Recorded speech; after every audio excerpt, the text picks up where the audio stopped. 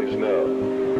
We always know which is the right way and which is the bad way. The bad way sometimes feels better, so we may choose that way and justify it by rationalization in order to make ourselves feel better about the bad that we did. Isn't that the way we all do things? Even if we do something wrong and we know we're doing something wrong, don't we attempt to rationalize it in our own mind and to our friends to justify what we're doing? So I believe it's a great fallacy to set out to brand those whom we disagree with as being evil people. The result of their actions we may perceive to be evil. We may perceive it to be bad, but I guarantee you those people don't see it that way. You see, nobody gets up in the morning and sets out to do evil. Nobody consciously does that. I've never met any person in my entire life who said, I'm evil, I'm going to do evil things, I like to do evil things, I want to do evil things. They don't exist, in my knowledge. And when we present ourselves to them in that light, we're good and they're evil, do you think we have a chance of getting them to listen to us? Not on your life. It's not going to happen. So I think we have to change the way we talk. We have to talk to them in a different manner.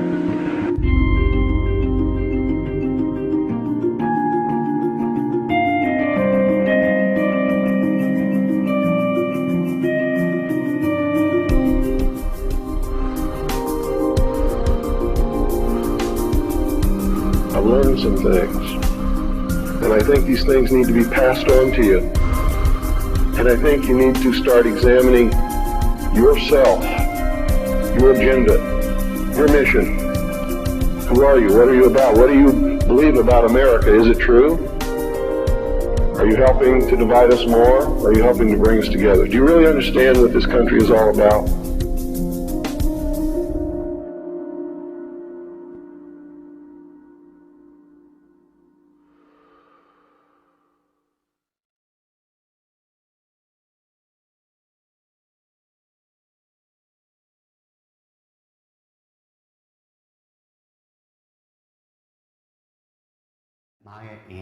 Rothschild had made a very interesting and profound statement. He said, "Allow me to control and issue the money of a nation, and I care not who writes its laws." And he was right. Meyer Amschel Rothschild is called the founding father of international finance. In 2005, Forbes magazine ranked him 7th on their list of the 20 most influential businessmen of all time. All this happened back in 1776, and this was during May 1st and shortly thereafter.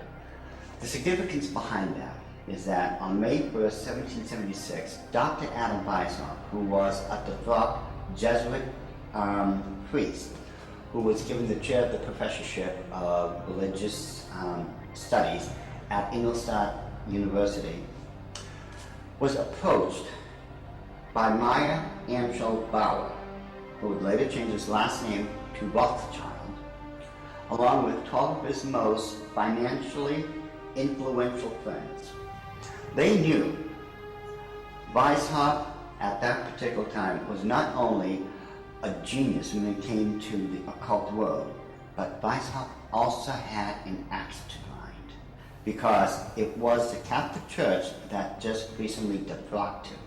He was no longer a Jesuit priest, and he was going to send a message to them, to the monarchies of Europe, and to all other people who would try to have their will over his.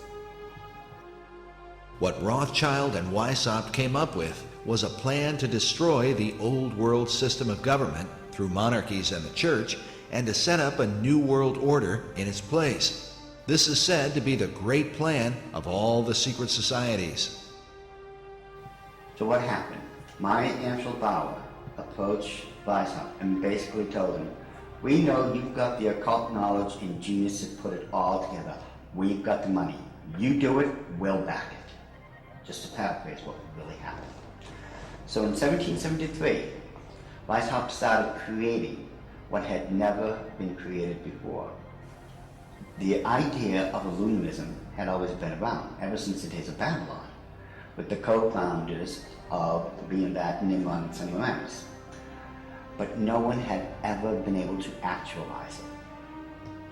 However, May 1st, 1776, the Order of the Illuminati had become a reality under the auspices of Dr. Adam Weishaupt.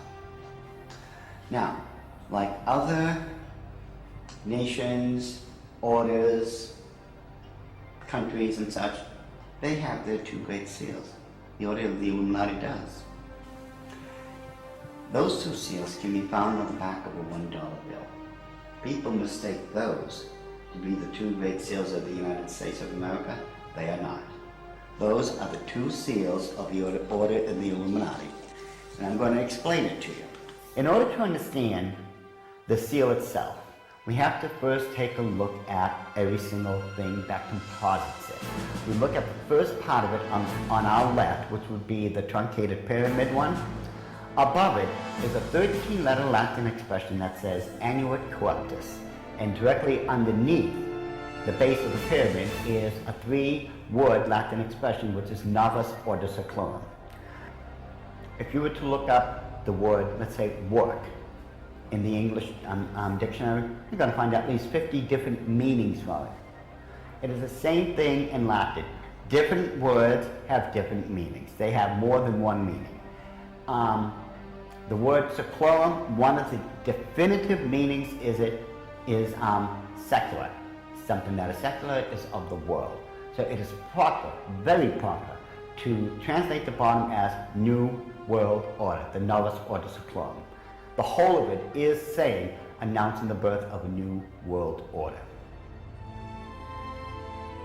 This would be Dr. Adam Weishaupt himself, the very first head of the Order of the Illuminati. It was Weishaupt who had himself come up with a 7-part plan to create what he called the Novus Ordo Seclorum, or the New World Order. This is the person responsible for it. The interesting thing about the front of the dollar bill is that there are 4 huge ones. There is one in every single corner. Now if we look at every single one of them, they each have an oval around it, except for the top right-hand one. Now if we look at this blow-up version of it, you will find there is no oval. This is a shield that is surrounding the one.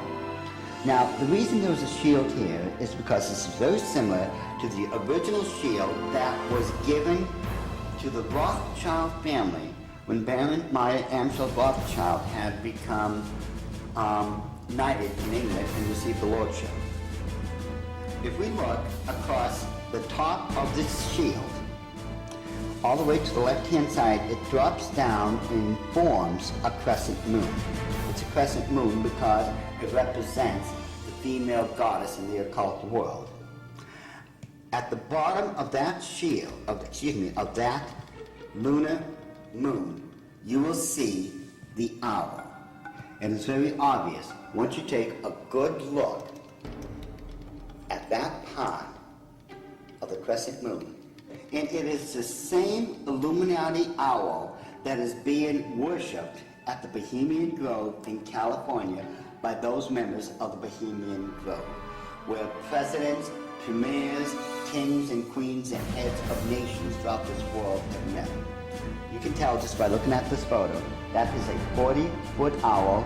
It is made out of oak, and that the worshippers are surrounding that fire pit around that altar, which is easily reflected in the lake around them. This is definitely the owl of the Illuminati. Lift up your heads, O ye trees, and be ye lifted up, ye everlasting spires. For behold, here is Bohemia's shrine, and holy are the pillars of this house.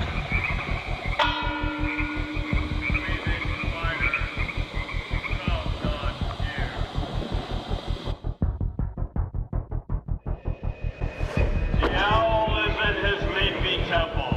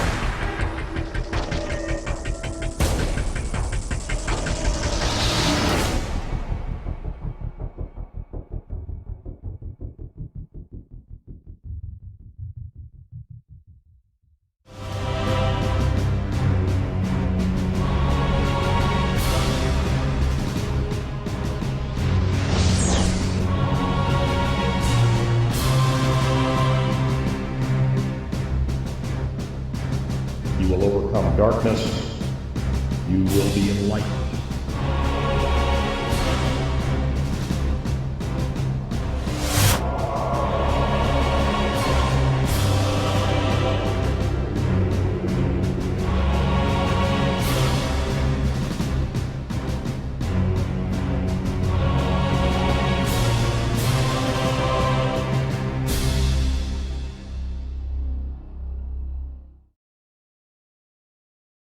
How do we penetrate years, centuries of historical distortion to find original truth? Tonight, this will be our quest.